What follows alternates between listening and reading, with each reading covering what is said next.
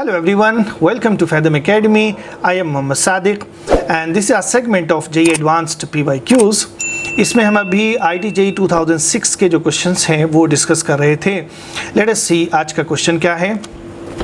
Function a sin square omega t b cos square omega t plus c sin omega t cos omega t represents SHM. Okay, so ये हमें दिया हुआ है and now अब इसमें कुछ options है for any value of a b and c.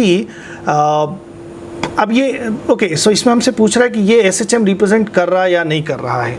सो इसमें हम देख लेते हैं कि ये जो हमें एक्सप्रेशन दिया हुआ है इसको हम कैसे मैनिपुलेट कर सकते हैं, इसको हम कैसे चेंज कर सकते हैं. सो this is a sin square omega t plus b cos square omega t plus c sign omega T cos omega t. ये हो जाएगा. Now sine square omega T जो है उसकी जगह हम लिख सकते हैं a इंटू कॉस 2 थीटा का. अगर हम फॉर्मूला यूज़ करें तो साइन स्क्वायर थीटा की जगह लिखा जा सकता है cos 2 theta is equal to 1 minus 2 sine square theta. तो साइन स्क्वायर थीटा की जगह लिख सकते हैं 1 minus cos 2 omega t whole divided by 2. ये हो जाएगा. Similarly cos square omega t, again cos 2 theta is equal to 2 cos square theta minus 1. तो cos स्क्वायर ओमेगा टी की जगह हम लिख सकते हैं 1 plus cos 2 omega T divided by 2. ये हो जाएगा. ओके, एंड देन यहाँ पर इसमें हम 2 से ऊपर नीचे मल्टीप्लाई कर दें तो 2 sine omega t cos omega t becomes sine 2 omega T.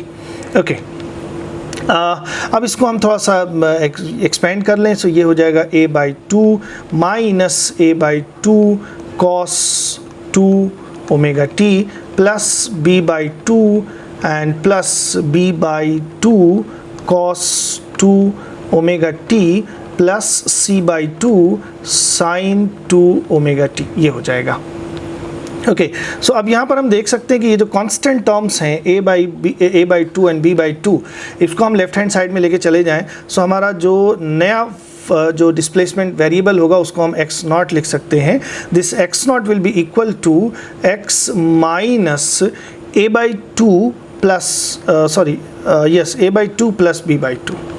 ठीक है, ये हो जाएगा. सो ये a by 2 plus b by 2 एक तरह से हमारी मीन पोजीशन हो जाएगी.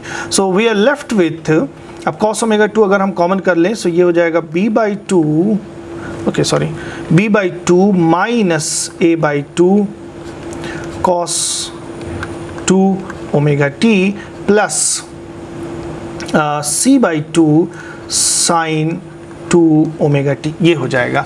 Now we know this b by 2 minus a by 2 cos 2 omega t represents an SHM. Similarly c by 2 sin omega t ये भी एक SHM रिप्रेजेंट कर रहा है. सो यहाँ पर सुपरपोजिशन है दो SHMs का. सो रिजल्टेंट मोशन जो होगी वो भी SHM होगी. बट अब अगर यहाँ पर a b एंड c पर इस पर कुछ कंडीशंस हम लगाएं सो क्या होगा. सो अब उसी के लिए हमें ऑप्शन दिया हुआ है कि for any value of a b and c except c is equal to 0 this represents an SHM. So यहाँ पर हम देख सकते हैं कि ये, अब इसको अलग से लिख लेते हैं, ये x nought is equal to b by 2 minus a by 2 cos 2 omega t plus c by 2 sin omega t.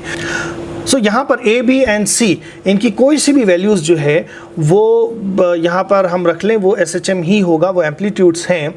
But यहाँ पर अगर हम a और b को 0 ले रहे हैं तो फिर c 0 नहीं ले सकते हैं, या इसी तरह से b और c 0 ले रहे हैं तो फिर a 0 नहीं ले सकते हैं. साइमल्टेनियसली तीनों 0 नहीं हो सकते हैं a b एंड c. उसकी वजह से ये जो इक्वेशन है ये पूरा ही 0 हो जाएगा. सो एट ए टाइम सिर्फ दो जो हो सकते हैं a b और c में से वही 0 हो सकते हैं.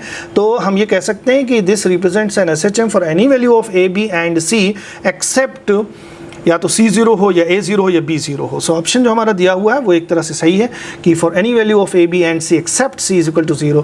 सो this is correct. So for such values the given equation represents an SHM. Now b option जो है उसमें क्या कह रहे हैं कि if a is equal to minus b and c is equal to 2b. So amplitude कितना आएगा यहाँ पर. Okay, so let us C.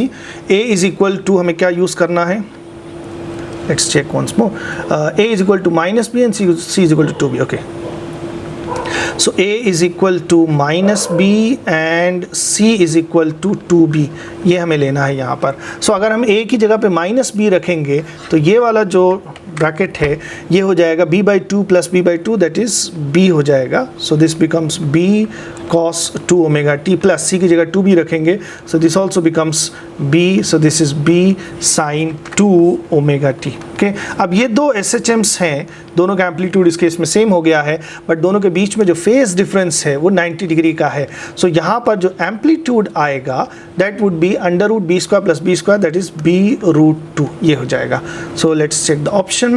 Okay, so if a is equal to -b, c is equal to 2b, amplitude is b√2। Of course हमें amplitude positive value उसकी लिखनी है।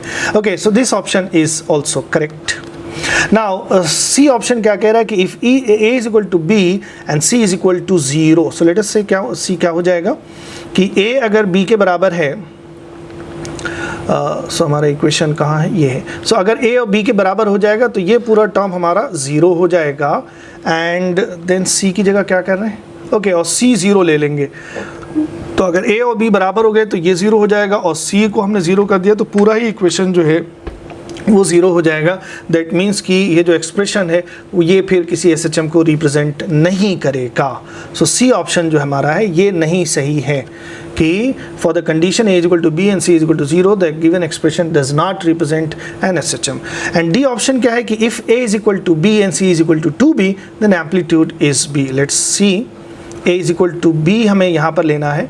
सो ये हमारा एक्सप्रेशन है, a is equal to b, इसमें अगर हम रख दें तो ये चीज़ 0 हो जाएगी, and then c is equal to, okay क्या दिया हुआ है, c is equal to 2b हमें यूज़ करना है। ओके, सो c की जगह हम 2b रखेंगे तो जो इक्वेशन आएगा वो क्या आ जाएगा, x not will be equal to simply b sin 2 omega t। So of course ये जो एम्पलीट्यूड इसका है वो क्या है, b है। So let's check the option. Okay, so if a is equal to b, c is equal to 2b, amplitude is b, so this option is correct. Okay, so इसमें हमारे a, b एंड d तीन options जो थे वो correct थे। So this was a good question. इसमें काफ़ी जो है कैलकुलेशन भी है और थोड़ी बहुत कंसेप्चुअल क्लैरिटी भी हमें रिक्वायर्ड है यहाँ पर। Okay then, see you next time, thank you.